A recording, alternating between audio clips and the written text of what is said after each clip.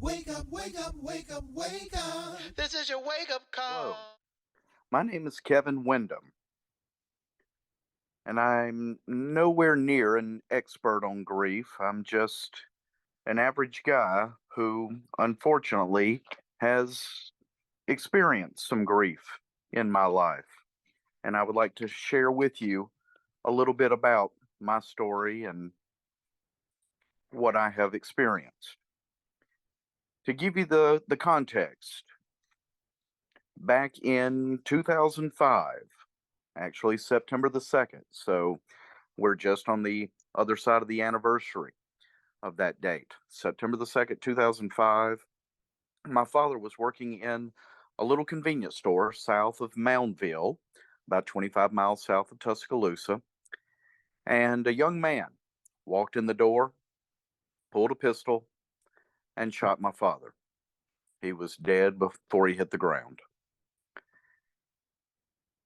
I got a call and said, Kevin, you need to come home. Something's happened.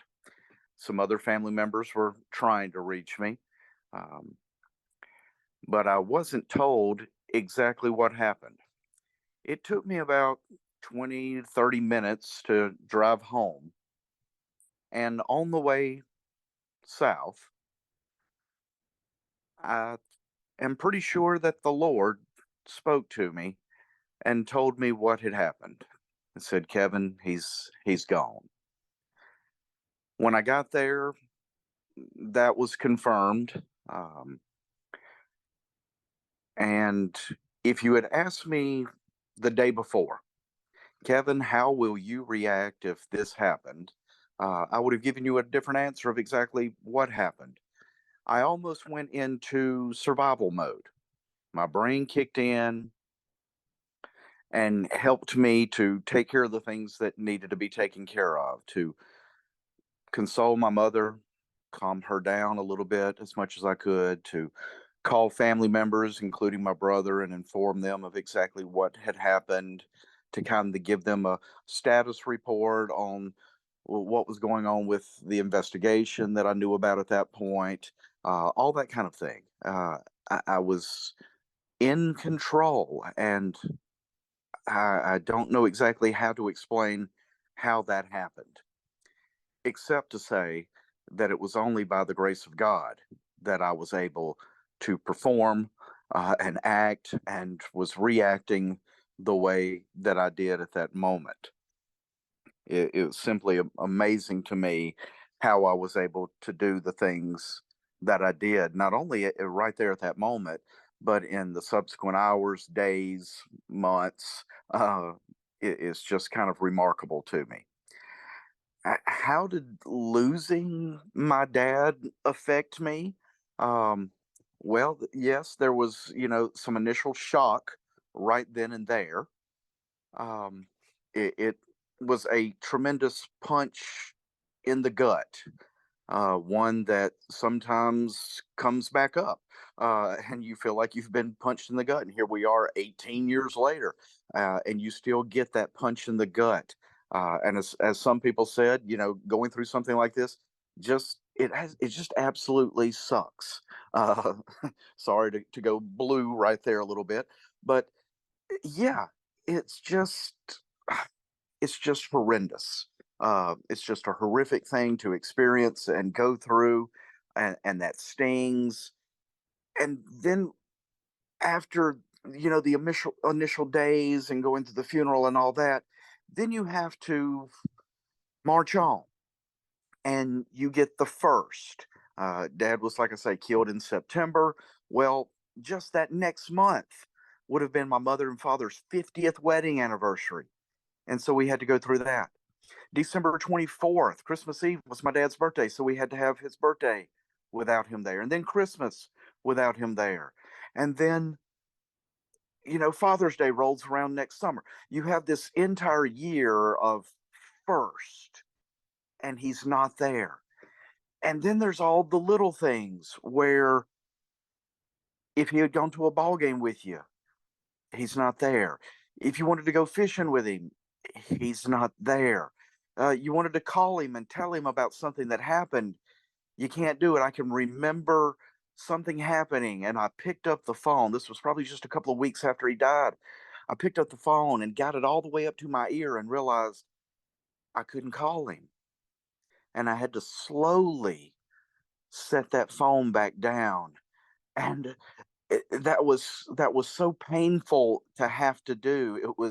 It was disappointing. It was utter sadness. Um, and yes, in amongst all this, you have these waves of moments where you're angry and you're mad and you're confused and you don't understand why this has happened. And, how could it have happened? And, he's such a wonderful guy, great father, great community man, great husband, deacon in his church, community leader. And how could this have happened? The old adage of why do good things happen to, why do bad things happen to good people? And you just don't have any answers right there. And so you go through all this, and yes, it's grief. And so how in the world do you deal with this? How do you cope with this? Um, and all of these various triggers that come up, and sometimes they seem to come out of nowhere. Sometimes they are those events, like birthdays or anniversaries or special times, like when my nephew was born. Uh, Dad wasn't there. He couldn't be there. And oh my goodness, how his heart would have just burst with joy at the birth of his grandson, and then all the things that they could have done. All those little triggers come up, and at different times, these triggers make you angry. They make you sad. They make you confused. They make you want to cry. They make you want to scream. Um, all of these triggers are there. So how do you cope with this? How do you deal with this grief? Um, and I've told this to other people who have experienced the loss of family members and such. If you get sad, cry. It's okay. There's nothing wrong with it. If you get angry, go into a back room or go outside and scream. Get a stress ball and just squeeze the living daylights out of it. Or fold laundry or do some laundry, do some ironing. You wash the car, you cut the grass, do something to spin that anger, that hatred, that burning that you've got inside of you. If you want to talk to that loved one, do it. Talk to them. Okay, you're processing those emotions. You're letting them out. The greatest thing I can tell you to do to deal with grief is to pray, to open up your heart, and to pray to God. Yes, you can lean on your family, and I'm not just talking about those people that are kin to you, but your coworkers, your close knit group of friends. These people, they love you. They will be there if you ask them. And sometimes you just need to talk. Sometimes you just want to sit in the room and not talk. You just want to have them nearby. Do that. Rely on that.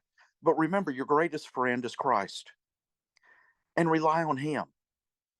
He experienced loss. I mean, remember the story of Lazarus. The shortest verse in the Bible is my favorite verse in the Bible. It's Jesus wept. His One of his best friends died and he wasn't there. And Jesus wept. He was sad. How awesome is that our Lord loved someone? He had a friend.